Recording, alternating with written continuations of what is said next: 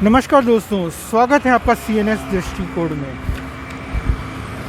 आज हम लोग आपसे बात करेंगे कि मुझसे कई बार लोग पूछ चुके हैं कि आप अपने साथ साइकिल का पंचर बनाने की किट लेके साथ क्यों चलते हैं। तो मेरे बैग में मेरे पास पंचर बनाने की किट है। एक साइकिल वाले भैया से मैंने अपने ही साइकिल का पंचर बनाने की ट्रेनिंग ली और साइकिल में हवा भरने का पंप भी मैं अपने साथ रखता हूँ। और उसका कारण ये है कि शाम के बाद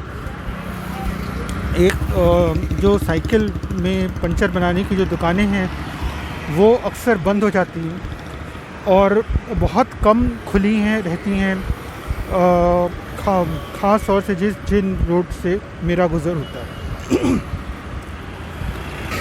दूसरी बात यह है कि जो साइकिल की पंचर बनाने की दुकानें, साइकिल ठीक करने की दुकानें, उसमें अगर कोई प्रॉब्लम आ जाए तो यूँ भी बहुत कम हो गई हैं। जो पहले की तुलना में अगर आप मुकाबला करके देखें, तुलना करके देखें तो आप पाएंगे कि जो जिस तरीके का विकास हुआ है, जो नई कॉलोनियाँ बनी हैं, नई सुपर एक्सप्रेसवे और नई हाईवे और नई चौड़ी चौड़ी रोडें बनी हैं, उनमें जो सड़क के किनारे जो पटरी दुकानदार के साथ एक थोड़ी दूर पे एक साइकिल ठीक करने की दुकान होती थी, अब वो भी सब नदारद हो गई हैं। अब वो आपको पुराने लखनऊ के शहर में पुरानी रोडों पे भले ही मिल जाएं ठीक से, लेकिन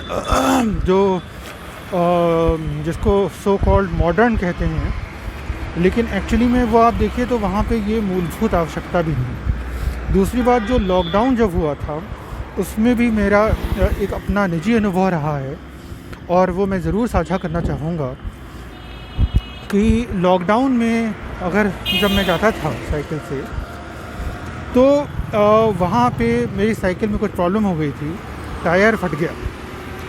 तो वहाँ भाई लखनऊ में साइकिल की दुकानें ही नहीं खुली हैं जहाँ से आपको नई साइकिल का टायर मिल सके। तो लेकिन कार मोटरसाइकिल का पंचर ठीक करने वाली दुकानें, कार मोटरसाइकिल का नया टायर वाली दुकानें, वो सब खुली हैं क्योंकि वो पेट्रोल पंप के साथ वो व्यवस्था जुड़ी है। तो दोस्तों, अगर आप देखें तो जो व्यवस्था है ये कार मोटरसाइकिल मोटर वाहनों वाली, वो दुरुस्त थी लॉकडाउन के दौरान।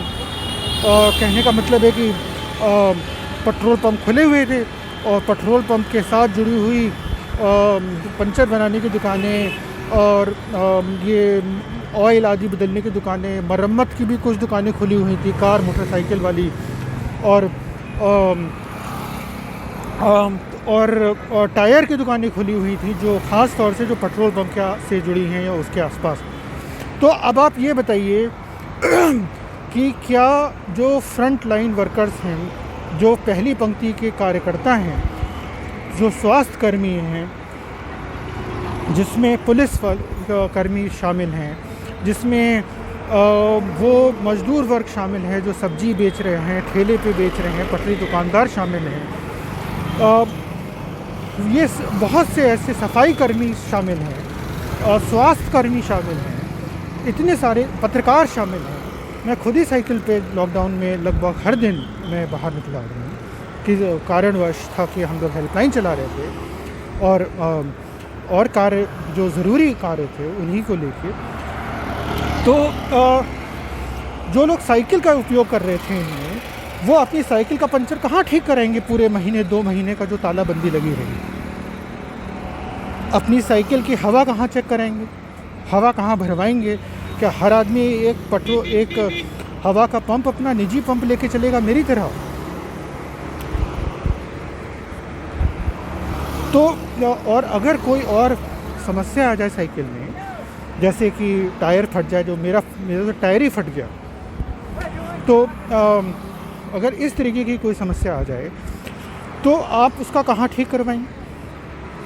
तो मेरा जिस भाई ने ठीक की साइकिल, अल्टीमेटली कई घंटे के बाद एक जगह मुझे व्यवस्था में दिखी, तो वो भी चोरी छुपे खुली थी कहने का मतलब है कि पुलिस का भय और जो भी नगर निगम आदि जो लोग भी तालाबंदी के प्रोटोकॉल लागू करवा रहे थे, उनके भय से या जो भी उसने मैनेज करके खोली थी। आप सब समझते हैं कि मैनेज करने का मतलब क्या है। तो ये जो नीतियां हैं तालाबंदी की, क्या खुलेगा और क्या ज़बरदस्ती बंद रहेगा, और ये अगर एयर कंडीशनिंग में बैठे हुए लंबी कारों में चलने वाले लोग और अगर वो बनाएंगे तो यही होगा कि हम लोग ऐसी नीतियां बनाएंगे जो कार से चलने वाले, मोटर वाहनों से चलने वाले लोगों के लिए उनके लिए आरामदायक होंगी और उनकी सुविधा को देखते हुए नीतियां बनेंगी। और जो आम जनता है जो मोटर वाहन पे नहीं चलती है वो परेशान होगी। उसी तरीके से बसें बंद हो गई थीं, जो जन यातायात परिवहन सेवाएं हैं वो कई प्रभावित थीं या बंद थीं, जैसे मेट्रो बंद थी और ये ऑटो आदि भी एसेंशियल चल रहे थे। तो ये तो आम आदमी कैसे जाएगा, जबकि कार वाले, मोटरसाइकिल वाले ये तालाबंदी में आराम से जा सकते हैं, निकल सकते हैं। हमारे जानने वाली में एक महिला घरों में मेहनत करती हैं, उनको अपनी बच्ची के स्वास्थ्य संबंधी जाना था, तो उनको ई रिक्शा नहीं मिल रहा था, तो अल्टीमेटली पूरा ई रिक्शा करके जाना पड़ा। तो ये असुविधा जिसकी अपनी मोटर वाहन है, कार है, मोटरसाइकिल है, उसको नहीं जूझनी पड़ेगी। तो ये तो क्या हमने सारी तालाबंदी की नीतियाँ जो लोग मोटर वाहन से नहीं चलते हैं, क्या हमने उन्हीं को पाबंदी पे लगाई हैं, उन्हीं पे पाबंदी लगाने के लिए लगाई हैं? तो हमारी जो मूल, अगर हम लोग ये चाहते हैं कि सब लोग सुरक्षित होके सड़क का उपयोग कर सकें, एक जगह से दूसरी जगह आवागमन कर सकें, तो सबसे ज़रूरी बात यह है कि हमें और आपको ये समझना होगा कि ये संभव ही नहीं है कि हर व्यक्ति की अपनी आरामदायक लंबी चौड़ी मोटर वाहन या मोटर कार हो।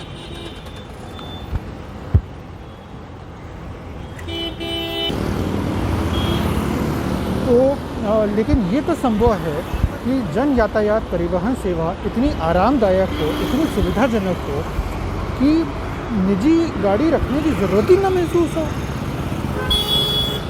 तो हम लोग क्यों नहीं बना सकते हैं निजी, ये जो सार्वजनिक यातायात परिवहन सेवा इतनी आरामदायक, इतनी सुविधाजनक और इस पहुंच के अंदर कि हर व्यक्ति अमीर हो या गरीब वो समानता के साथ चल सके। मेट्रो आदि कुछ इस दिशा में प्रभाव वो कदम बढ़े हैं, लेकिन वो पर्याप्त नहीं है।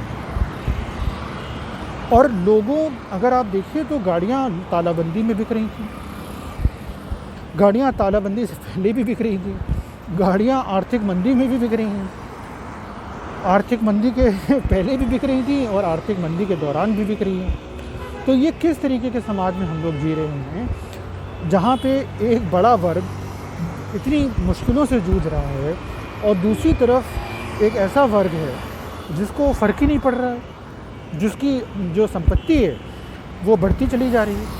हालांकि ऐसा वर्ग बहुत छोटा है, लेकिन ये और चिंता की बात है कि सारी संपत्ति जो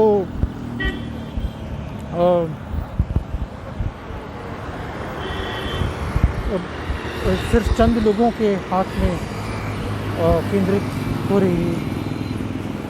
तो हमें जन सार्वजनिक यातायात सेवा सशक्त करनी है।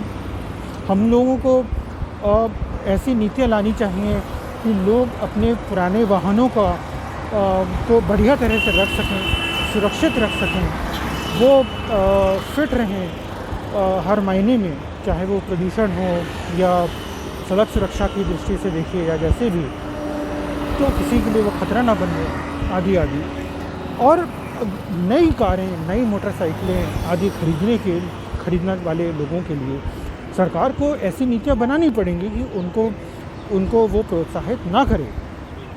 हमारे यहाँ ठीक उल्टा हो रहा है। हमारे यहाँ सरकारें प्रोत्साहित कर रही हैं कि आप नई कारें लें, नई मोटरसाइकिलें खरीदें, कर्जा लें और अपना जो जमा पूंजी है उसको उड़ा दें, और पुरानी गाड़ियों को आप तुरंत बाहर निकालें, उसको और मुश्किल कर रही हैं कि आप पुरानी गाड़ियाँ रखें, जैसे कि पंजीकरण अनेक गुना बढ़ा दिया, आदि आदि।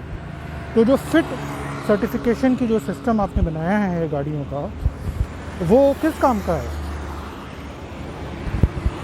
क्योंकि गाड़ी नई हो या पुरानी, अगर वो फिट है, वो प्रदूषण नहीं कर रही है, वो सड़क की सुरक्षा की दृष्टि से फिट है, तो क्या प्रॉब्लम है? तो फिर मैं उसी बात पे आता हूँ, और हम लोग को ऐसे सड़क का निर्माण करना होगा इस तरीके से कि जो लोग, जैसे हम लोग कार के लिए सेवाएं रखते हैं कि कार में अगर कोई प्रॉब्लम आ जाए तो उसको ठीक करने के लिए मोटर गराज, आप जहाँ फंस गए हैं आप फ़ोन करिए, वहीं पे एक और हेल्पलाइन आ जाएगी, एक कार आ जाएगी और वो आपकी गाड़ी को ठीक करेगी और आपको जो भी मदद करेगी। तो देर सबेर आप जब भी कहीं फंस गए हो कार में, तो कार वालों के लिए सुविधा है। मोटरसाइकिलों के लिए आप देख लीजिए, जगह चीज़ें खुली हुई हैं, पेट्रोल पंप इतने सारे खुले हुए हैं, डीजल पंप, पेट्रोल पंप, जो गैस, सीएनजी आदि, जो एलपीजी जो भी होता है।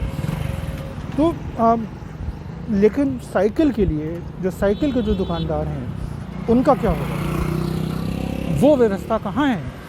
एक तरफ सरकार कहती है हम गैर संक्रामक रोगों पे नियंत्रण करेंगे, एक तरफ वो साइकिल ट्रैक बनाती है जिसमें खूब खर्चा होता है, लेकिन उस जितने भी साइकिल ट्रैक बने हैं, क्या उसके आसपास आधिकारिक रूप से क्या सरकार ने ज़मीनें अलॉट करी हैं, समान जगह व्यवस्था करी है जहाँ साइकिल बनाने की आदि की व्यवस्था करी हो, और तालाबंदी हो या कोई इस तरीके की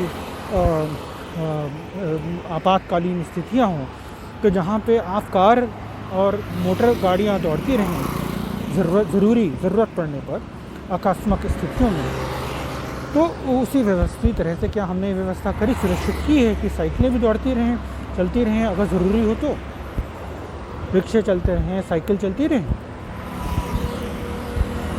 तो इसी बात के साथ, इन्हीं सवालों और के साथ मैं आज का CNN दृष्टिकोण यहीं तो ख़त्म करूँगा, और हम लोग कल फिर मिलेंगे शाम को 7 बजे किसी और बात के साथ जिसने हमें सोचने को विवश किया। तब तक के लिए बहुत बहुत साधुवाद।